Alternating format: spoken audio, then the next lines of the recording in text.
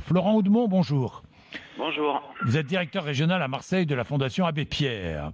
Oui. 6 morts, 2 disparus dans l'effondrement des 3 immeubles de la rue d'Aubagne. Lundi, les recherches sont suspendues 24 heures, le temps de détruire 2 immeubles voisins.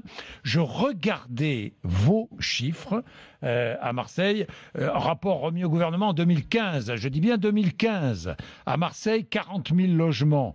13% des résidences principales du parc privé présentent un risque pour la santé ou la sécurité des habitants. 100 000 habitants concernés. La vétusté des logements à Marseille, c'est une réalité.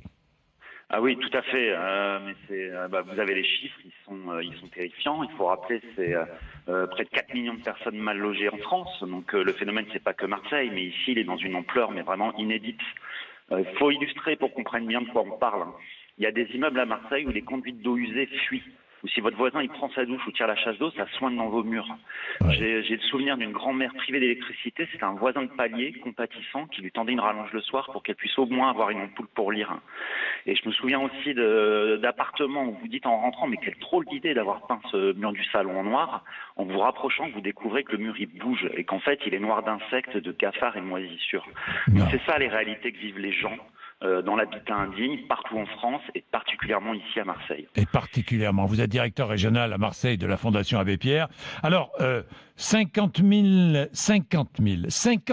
000 demandes de logements sociaux l'année dernière à la métropole d'Aix-Marseille et il y a eu moins de 8 500 attributions.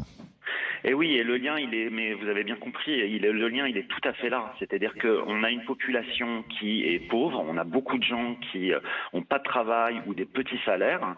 Et en fait, faute de moyens, s'il n'y a pas de logements sociaux abordables pour eux, c'est quoi le choix qu'il leur reste? C'est d'accepter, ils sont contraints d'aller accepter de vivre dans des taudis où ils payent des loyers très très chers.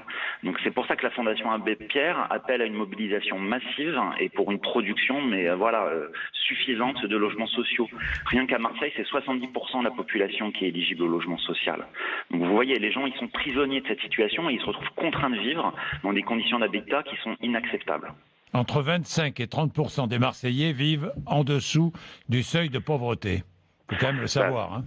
Oui, c'est tout à fait, c'est un des soucis et c'est pour ça d'autant plus qu'il faut des logements abordables. Là, je vous appelle de la Belle de Mai parce qu'on parle de Noailles, mais c'est massif ici. Je suis juste à côté de la gare Saint-Charles, à l'entrée du centre-ville. On est sur un quartier où le taux de pauvreté dépasse les 50%.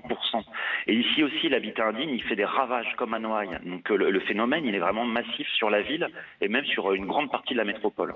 Et la municipalité qui se défend, qui dit on a engagé un vaste plan de réhabilitation de centaines de logements.